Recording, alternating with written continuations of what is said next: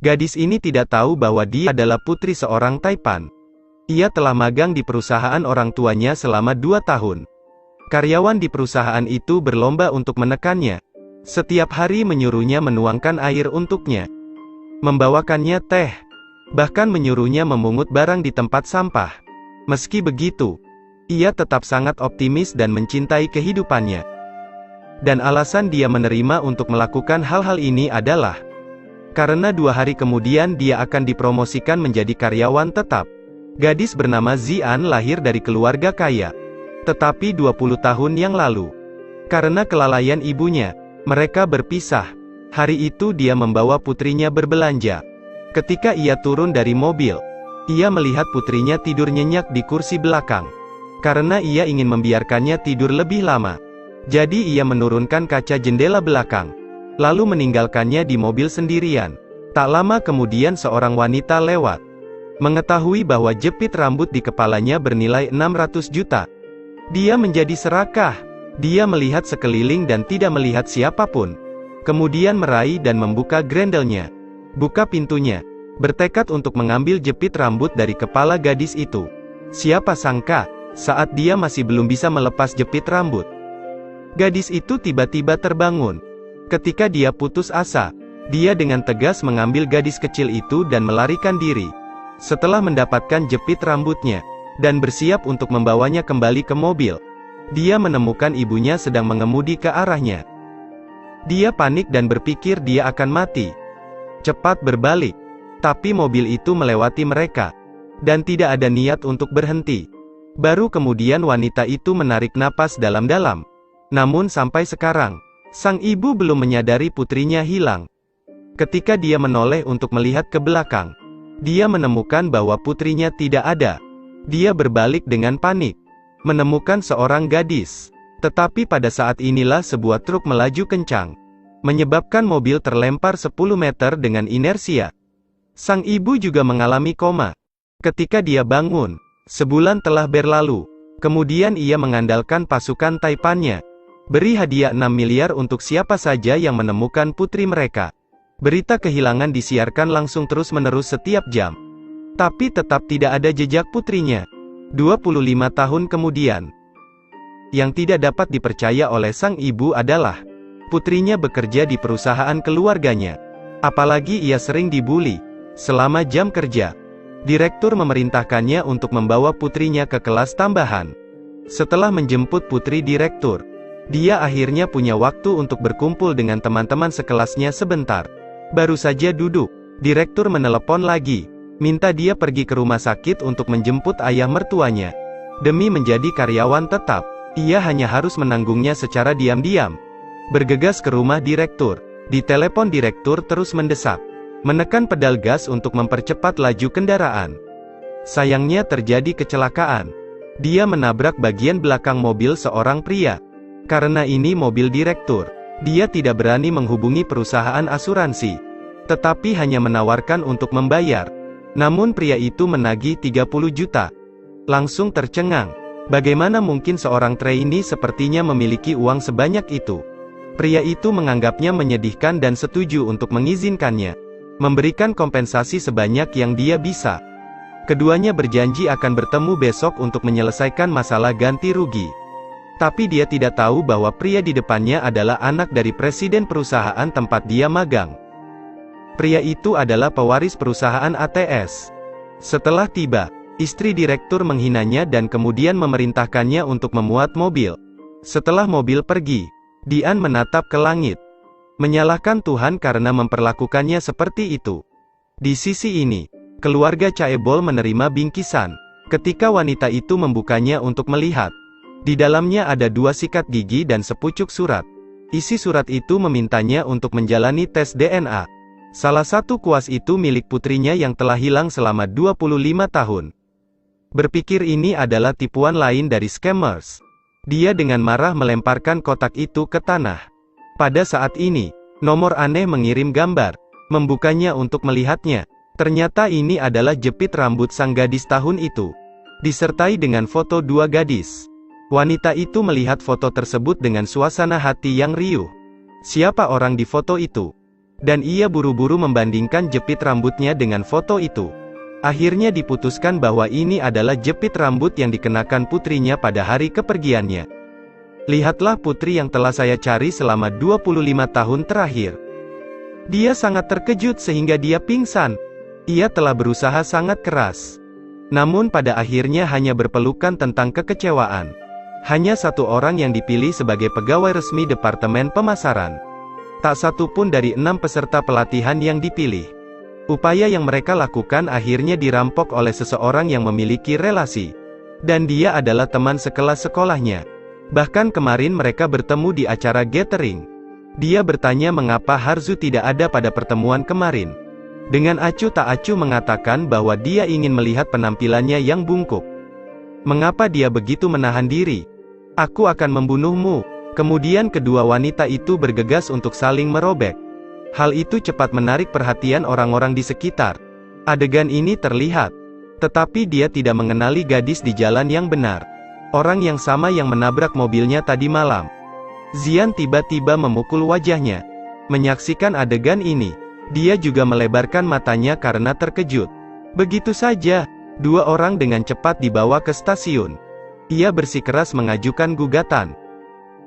Selain menjawab dengan tenang, saya akan membalas dendam, lalu mencela dia, yang merupakan tipe orang yang memanfaatkan hubungannya untuk mencuri pekerjaan teman sekelas.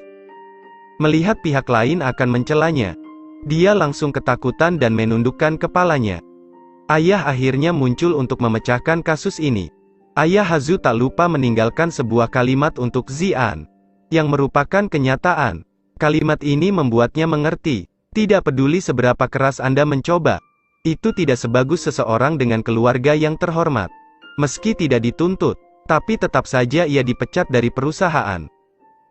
Setelah dia pulang, karena saya tidak ingin keluarga saya khawatir, memakai masker untuk menutupi luka. Pada saat yang sama, ia memberitahu keluarganya bahwa ia tidak diterima bekerja. Ketika ia mendengarnya, ia tidak percaya akan sesederhana itu. Lian pergi ke kamar saudara perempuannya. Tapi ketika dia tidak memperhatikan, dia melepas topengnya, meski harus menderita, tapi tetap tidak berani mengatakannya. Hanya diam-diam bertahan. Keesokan harinya ia menghubunginya untuk meminta kompensasi 5 juta. Tetapi tidak diberikan. Jadi ia mengirim pesan suara. Tanpa diduga, adikku mendengarnya. Pembunuh ini. Apakah Anda benar-benar berpikir Anda bisa bersembunyi di sudut Korea? Jika Anda pikir Anda bisa melarikan diri, Anda salah. Jika Anda tidak membawa 5 juta besok malam, maka Anda akan berada dalam masalah besar. Setelah mendengar ini, saya pikir ini adalah preman yang memukuli adiknya. Jadi ia memutuskan untuk tidak memberitahunya, dan bersiap menghadapi penjahat ini sendirian. Kemudian kirim pihak lain ke tempat pertemuan. Setelah sampai di meeting point, saya tidak bisa melihat bayangan itu lagi. Jadi saya pikir saya sedang dipermainkan. Ketika dia mengeluarkan teleponnya untuk menelepon, dia tiba-tiba melompat keluar dan dengan panik mengambil foto dirinya. Karena King mengambil teleponnya dan bertanya mengapa dia berbalik. Nia mengatakan dia akan menuduhnya mengancam orang lain. Karena kakaknya tidak punya mobil. Bagaimana dia bisa menabrak mobilnya? Begitu dia mendengarnya, dia tahu bahwa keduanya adalah saudara perempuan. Setelah beberapa penjelasan, saya baru tahu bahwa saudara perempuan saya yang menyebabkan kecelakaan itu. Dia terus meminta maaf untuk adiknya. Pihak ini telah menerima hasil tes DNA. Salah satu dari dua gadis di foto. Tentunya putrinya yang telah hilang selama 25 tahun. Dan wanita itu adalah ibu kandungnya. Kali ini dengan nomor aneh yang disebut. Pihak lain menerima paket itu. Pada saat yang sama, ia minta 1 miliar untuk menyerahkan informasi putrinya. Itu adalah pasangan yang menggendong putrinya tahun itu. Wanita itu tidak sabar, mengatakan bahwa jika dia menemukan seorang putri, dia akan memberi hadiah 2 miliar. Para wanita mendengar itu dan mereka sangat bahagia. Mereka mengatur pertemuan jam kemudian. Tetapi wanita itu tidak menyangka bahwa ia membawanya. Para penjaga datang ke pintu. Mereka dengan cepat ditundukkan. Dari mulut mereka, wanita itu mendapatkan alamat putrinya. Tidak lama setelah dia datang ke rumah, dia tidak mengatakan apa-apa. langsung bertanya kepada ibunya yang mana dari kedua putrinya yang merupakan putrinya. Setelah pertengkaran, wanita itu melakukan tes DNA yang mengatakan salah satunya adalah putrinya yang hilang.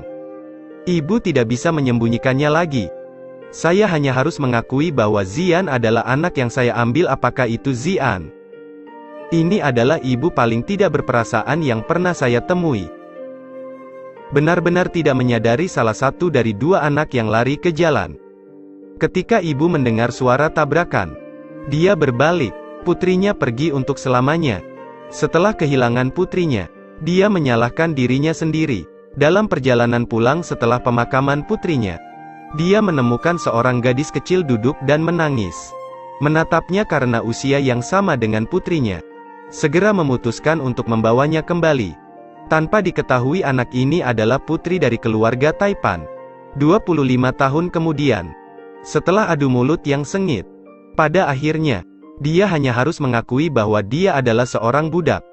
Setelah mengetahui bahwa Xian adalah putrinya, dia meminta nyonya yang untuk segera mengatakan yang sebenarnya. Dalam beberapa hari mereka akan membawanya kembali. Berdasarkan alamat yang diberikan oleh Mes Yang, Nona No pergi ke toko ayam goreng tempat Xian bekerja. Melihat putrinya bekerja keras dan dimarahi bosnya, membuat seorang ibu sangat patah hati. Jadi dia menemukan pemilik toko ayam goreng itu, lalu memintanya untuk memecatnya dan memberikan uang ini. Bos baru saja kembali, segera memberitahu bahwa keponakannya membutuhkan pekerjaan. Jadi dia membiarkannya berhenti, dan memberinya upah untuk pekerjaan seminggu. Xian menerima hitungannya, memberi bos perubahan. Bos serakah itu segera mengambil uang ke dalam sakunya. Menerima gajinya, Xian berlari ke toko serba ada, membeli sebungkus bola nasi dan sebotol air termurah. Pada saat ini, seorang teman juga menelepon. Selama percakapan mereka berbicara tentang uang, mengingatkan Xian tentang kecelakaan mobil hari itu. Dia belum membayar kompensasi 5 juta. Saya panik dan berkata bahwa saya sibuk dan segera menutup telepon. Kemudian Qiong memintanya untuk segera membayar perbaikan mobil. Namun ia mengatakan, saya baru saja kehilangan pekerjaan saya. Jadi saya tidak punya uang sebanyak itu. Tiba-tiba ditanya apakah dia tahu bahasa Jepang atau Inggris. Setelah mendapatkan jawaban yang pasti, dia segera memintanya untuk berpakaian dengan benar dan cepat datang ke sini. Pada saat yang sama, ia berjanji untuk membayarnya dengan gaji tertinggi. Ternyata penerjemah itu ada di pesta masyarakat kaya internasional yang dia selenggarakan. Saat ini, ibunya ingin berbicara tentang latar belakangnya. Tetapi saat ini, pikirannya hanya memikirkan gaji itu. Benar-benar mengabaikan kata-kata ibunya. Setelah berganti pakaian, ia segera meninggalkan rumah. Tidak lama sebelum dia berada di pesta. Sore hari saat kegiatan dimulai, ia berdiri di atas panggung, menerjemahkan bahasa Inggris dan Jepang dengan lancar di bawah bimbingannya. Pertunjukan berjalan lancar, memandangnya dengan senyum puas. Bahkan para tamu di bawah mengangguk memuji. Kegiatan berjalan sangat lancar. Pada saat ini, saya menerima panggilan telepon. Kakak perempuan mengumumkan bahwa dia telah menemukan saudara perempuannya yang berusia 25 tahun yang hilang. Tetapi orang tuanya juga bertengkar karena hal ini. Meminta dia untuk cepat pulang. Katakan halo kepada teman-temannya dan kemudian pergi. Kegiatan berakhir. Namun ia tetap di tempat kejadian dan menunggu Qiong. Sampai makan malam masih belum dimakan. Sampai semua orang pindah rumah, masih tidak ada tanda-tanda Qiong. Ia menelponnya namun tidak ada jawaban. Ia menjadi tidak sabar. Sebelum datang ke sini untuk mengejar bus, dia sudah menghabiskan semua uang di sakunya. Jadi dia hanya bisa berjalan kaki untuk pulang. Nasib buruk terus datang. Tiba-tiba hujan turun dengan deras. Ia lari ke stasiun. Pada saat ini, seorang pria berjas hujan datang untuk berbicara dengannya. Ia sangat takut, karena pria ini tidak terlihat seperti orang baik. Tidak butuh. Suamiku akan datang menjemputku. Setelah melihatnya pergi, ia dengan cepat meminjam uang secara daring lalu panggil taksi. Switchboard menginformasikan bahwa saat ini tidak ada bus ke Seoul. Dia takut bertemu pria yang sama lagi. Tidak ada jalan lain. Dia hanya harus berjalan di tengah hujan. Pada saat ini pria di sepeda tiba-tiba berbalik. Ketika dia melewatinya mengayuh ke depan dan kemudian berhenti. Xian melihatnya dan melompat ketakutan. Lalu dia hanya pergi dengan sepedanya. Pada saat ini, ia ketakutan dan menangis. Ponselnya hanya memiliki 1% baterai tersisa. Dia bingung harus berbuat apa. Kemudian dengan cepat mengangkat telepon. Dan menelepon pria yang diam-diam dicintai saudara perempuannya. Juga teman kuliahnya. Ia menceritakan situasinya. Buru-buru mengesampingkan pekerjaan untuk menemukannya. Setelah menyelesaikan bisnis keluarga, melihat pesan teksnya dan dengan cepat pergi ke sana. Dan sekarang dia datang untuk menjemputnya. Dong tiba secara kebetulan menyaksikan adegan ini. Ia pulang dengan tubuh lelah. Ia tidur sampai jam 11 siang.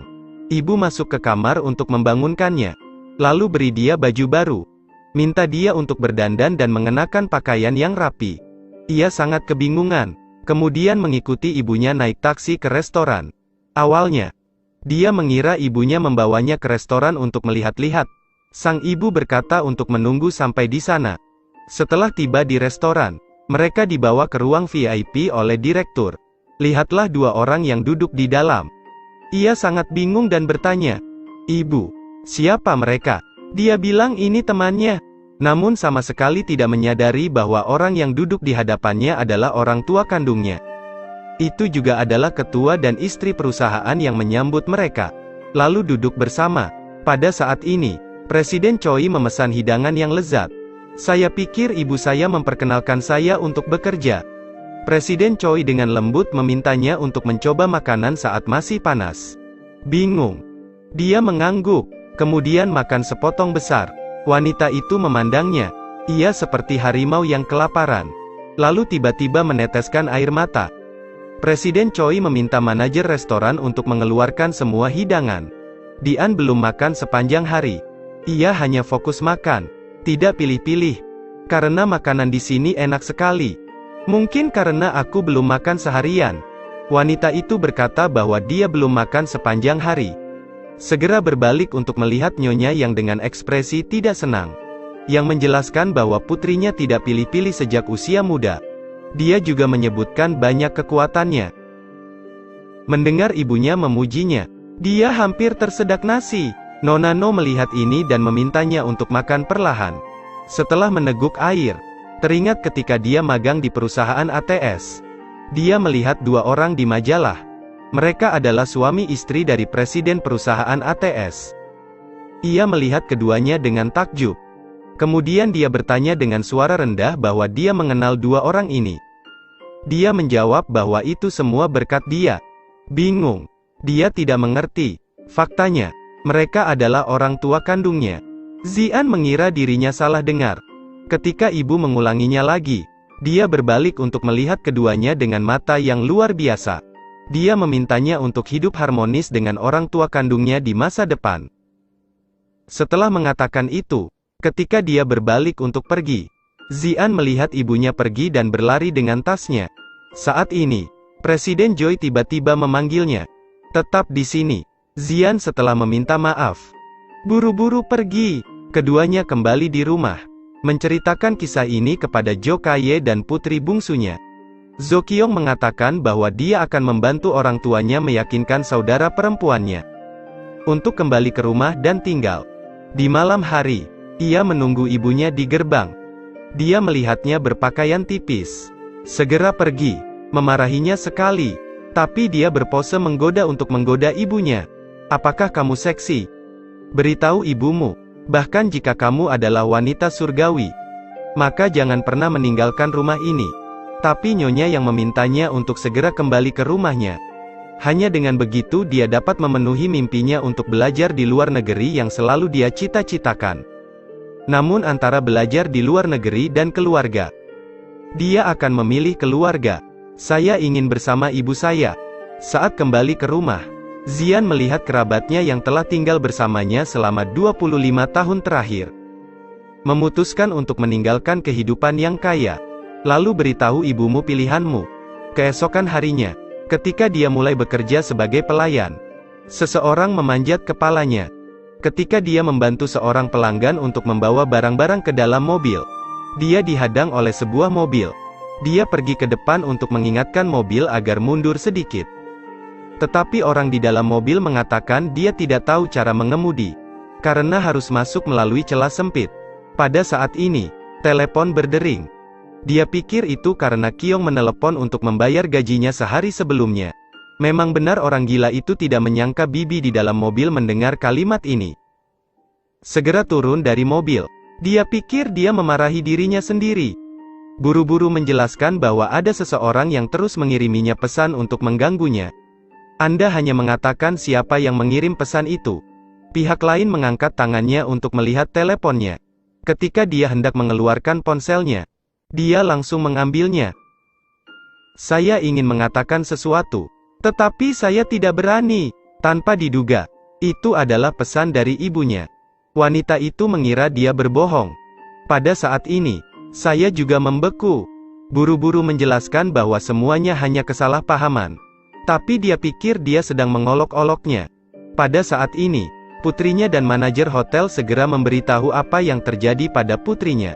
Kakaknya secara kebetulan menyaksikan adegan ini. Maaf, saya tidak tahu harus berbuat apa. Ia terus-menerus membungkuk dalam permintaan maaf. Tapi wanita itu masih tidak punya niat untuk melepaskannya. Saya menghabiskan 10 juta di sini hari ini. Ketika manajer mendengarnya, dia tahu bahwa ini adalah tamu VIP. Dengan cepat, dia berlutut dan meminta maaf kepadanya. Ia sangat kesal dan mengepalkan tinju. Setelah memikirkan keluarganya, pada akhirnya, dia masih memilih untuk membungkuk. Kakaknya bergegas untuk membantu saudara perempuannya. Tetapi ketika dia melihat kembali kartu karyawan di dadanya, dengan ragu-ragu berbalik ke dalam, wanita itu masih menolak untuk melepaskannya. Menanyakan apakah Anda tahu mengapa berlutut? Katakan saja maaf. Pada saat ini, semakin banyak orang datang untuk mendengarkan ceritanya. Semua orang merasa bahwa ibu dan anak perempuannya terlalu berlebihan. Melihat saudarinya yang berlutut di tanah. Adik laki-laki itu sangat sedih. Setelah cerita itu, Zian seperti jiwa yang hilang kembali bekerja. Tak disangka, direktur menurunkan kartu karyawannya, lalu memberinya sejumlah uang, memberitahu dia bahwa dia telah dipecat. Dian tidak mengerti.